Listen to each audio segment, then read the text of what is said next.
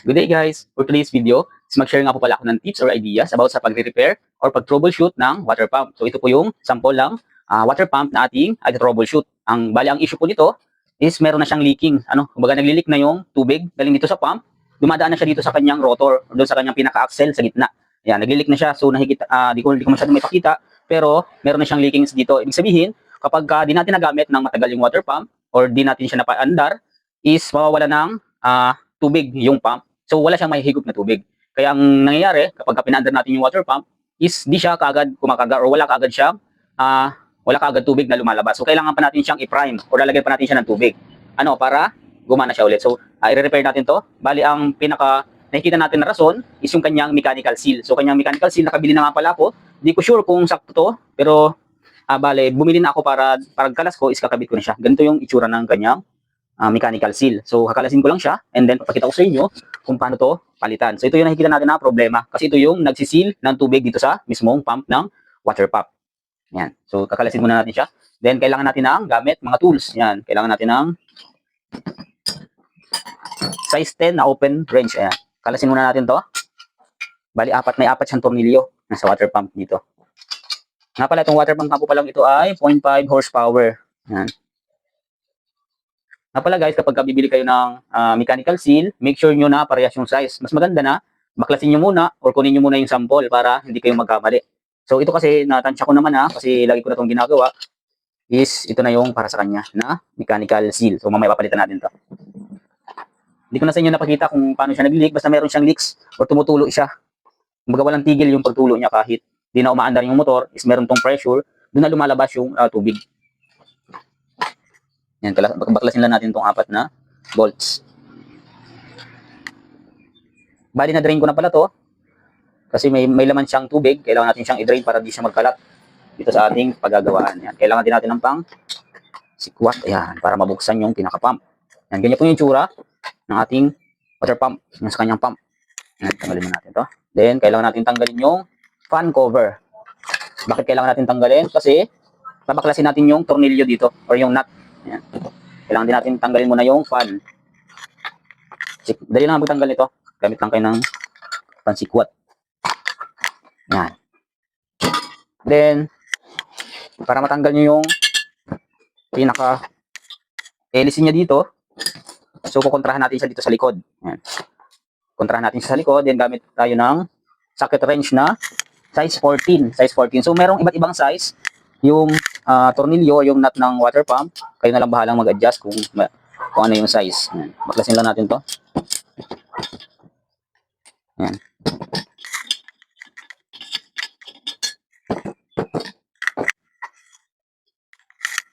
Then sa pagtanggal naman ng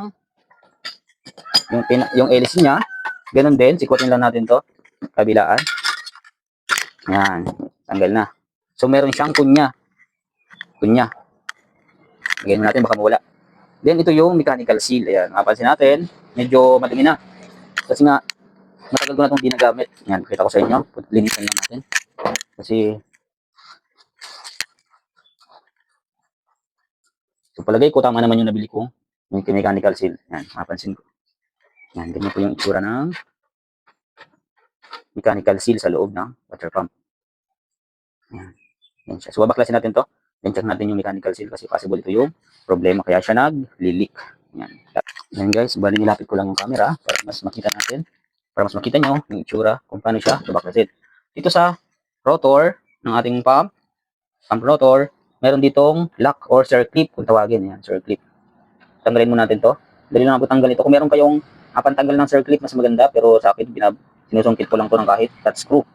Dali lang naman siyang tanggalin. Basta wag lang siyang masisira or mapuputol. Para tayo magpalit ng circlip. Ito yung itsura ng circlip. Okay. Then next natin, syempre linisin muna natin to para gamit tayo ng steel brush na pino.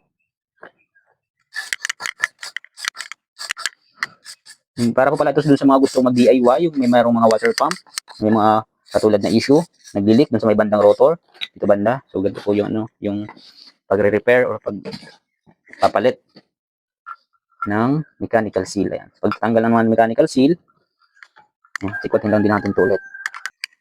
Medyo matigas siya, kaya lagyan natin siya ng oil. Tigas tanggalin.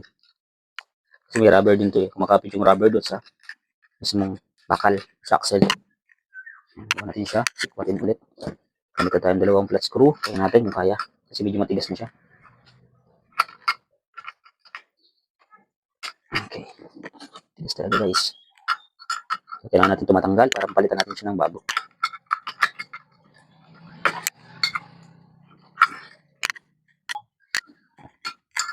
Guys, sikwatin lang natin ang sikwatin paikot-ikot. Hanggang sa matanggal yung luma. Kaya, natanggal na siya. So, ito yung mechanical seal. And ito yung issue niya. Bali, nabasag na nga pala siya kasi pinerasan ko na kasi matigas nga. Ayan. Bali, ito yung papalitan natin. Linisin muna natin to. Ganito guys, yung itsura ng mechanical seal. Ayan. Dalawa siya. Bali, ceramic disc na pala yung kanyang yung nag-iikot dito. Ayan. Ceramic disc yung tawag. Ayan. Ayan siya. Ito. Dito natin siya lalagay. So, aalisin ko pa yun nandito. Kasi dito na dumadaan yung tubig. Ibig sabihin, din na niya na sisil ng maayos. Or possible na sira na talaga yung mechanical seal. Ayan. Kaya siya nag-leak. Then, babaklasin din natin yung isa. Ayan, dito sa ilalim. Alisin natin to. Medyo mahirap ang alisin to kasi nga meron pa siyang, hindi ko na tinanggal yung axle niya.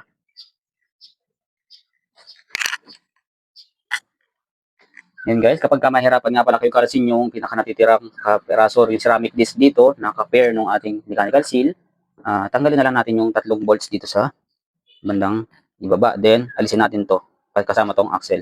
Alisin natin siya para matanggal natin ang maayos and makabit natin ng maayos yung bagong mechanical seal disc yan dito sa ilalim. Baklasin ko muna siya. Yan guys, bali babaklasin ko pala siya. Gamit lang tayo ng number 8 na wrench. Yan, number 8 yung size ng bolts dito sa may bandang motor para matanggal natin tong connection ng pump sa motor. Yan. Tanggalin natin para matanggal natin yung ceramic disc dun sa ilalim kasi baka masira lalo yung pag pinilit natin. Baklasin lang natin to. 3 bolts lang naman to. Mas maganda rin pala guys na kapag share din ako ng ideas katulad dito para pwede nyo gayahin in case na meron kayong water pump na nagkaroon ng problema katulad ng ganito. Ayan. Dali na naman pagkasikot nyo dito, ayan, napansin nyo. Dali na itong tanggalin. Ayan. So, gamitan tayo ng konting pukpok para matanggal to. Yung kanyang bearing.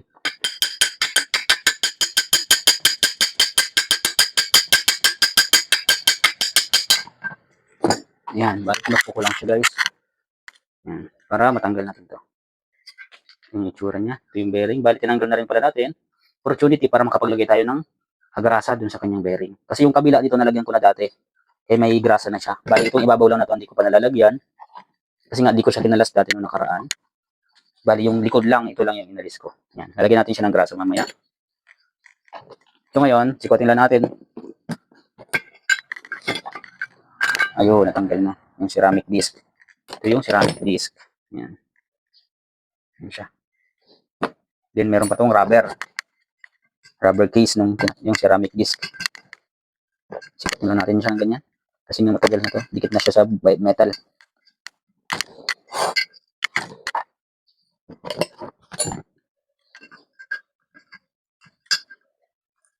Yun. Yan siya. Natanggal na natin. Linisin na natin yung pinaglalagyan para paglagay natin ng bago is nakalapat na lapat siya. Wala siyang dumi. Siyempre, lalagay tayo ng grasa. Lalagyan natin ng grasa. Tapos, ito na yung bago nating pamalit. Yan. Yung ceramic disc. Bali, sakto pala yung nabili natin. So, magagamitin natin ito mamaya. Yan. Yan guys. Sabit ko na yung ceramic disc. Then, opportunity na rin para makapaglagay tayo ng grasa dito sa bearing. Kasi minsan, kapag maingay na, isa nga rin pala guys na pag-troubleshoot kapag maingay na yung water pump nyo, sobrang lakas ng ingay, kumbaga di na siya normal katulad ng dati, bearing po yung kanyang problema. Pwede nyong linisin, lagyan ng panibagong grasa, or pwede rin namang papalitan. Yan. Guys, palasin natin siya. Pakita ko na rin pala sa inyo kung paano ko lagyan ng grasa. kuha lang kayo ng kutsilyo, sungkitin nyo lang yung case ng bearing. Yan, ganyan lang siya kadali. Tatanggal nyo na yung case ng bearing, yan, makapaglagay na kayo ng grasa. Bali nalagyan ko na nga ito nung nakaraan yung bandang likod, kaya ngayon ito naman yung harap. Kasi opportunity na nakalas ko na rin naman, lagyan na natin ng grasa. Para maiwasan yung pagkasira ng bearing. Yan, lagyan natin ng grasa, balik natin yung cover. Okay na siya. Then dahil nakabit na natin yung ceramic disc dito, balik natin ulit. Ganyan lang siya. Inisin pala natin muna para ito.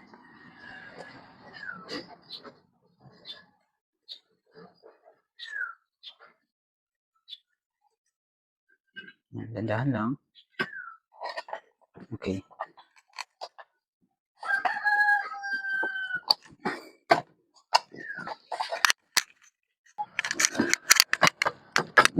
Then balik natin yung 3 bolts. 3 lang naman to.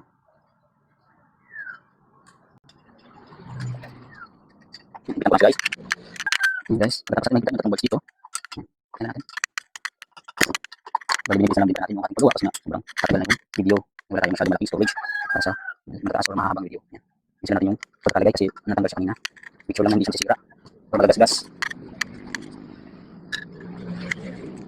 Yan.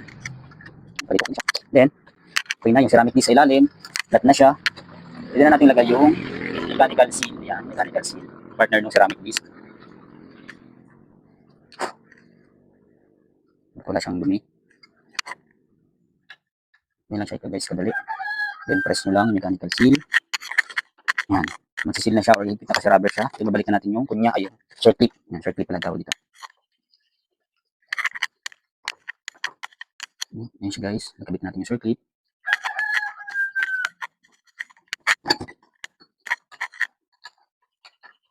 Okay, yan. Nakabit na. Yan guys. Okay na siya. Yan. Then, lagyan na natin yung punya. Ito banda. Yan, ito yung punya. Malit na piraso ng metal. Nakalagay para di ikot yung rot o yung pinaka-hilisi niya. Meron din siyang guide para dun sa kunya. Yan. Yan lang siya guys. Then, yung washer, lock washer. And balik natin yung nut.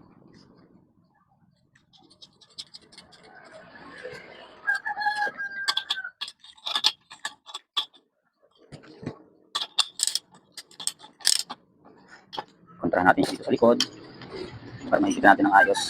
Ingatan nyo lang guys, yung pahigpit dito kasi baka maputol. Huwag natin sobrang higpitan kasi baka maputol naman yung mahigpit lang. Siguro na basta huwag lang siyang gagalaw or huwag lang siyang kakalas. Kasi meron naman siyang kunya.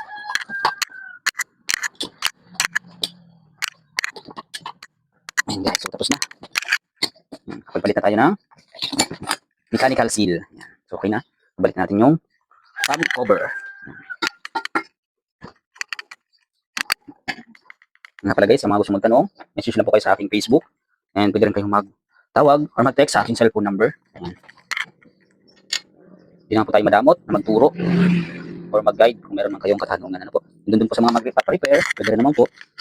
Schedule lang natin. Kasi nga, nag-aaral pa ako is sasabay ko lang yung mga ganitong gawain.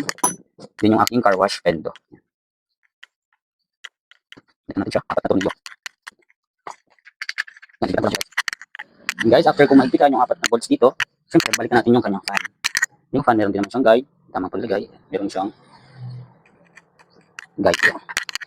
Yung konti pupok lang. Okay na. Yung cover. Okay.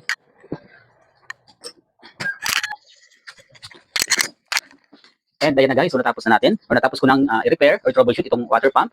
And doon nga pala sa mga gusto mong pagawa, message mo lang po ako sa aking Facebook account and sa aking cellphone number. And hanggang dito na lang. Kung nagustuhan niyo po ang aking video and kung may natutunan kayo, please like, follow, and share. Thank you. Mabuhay!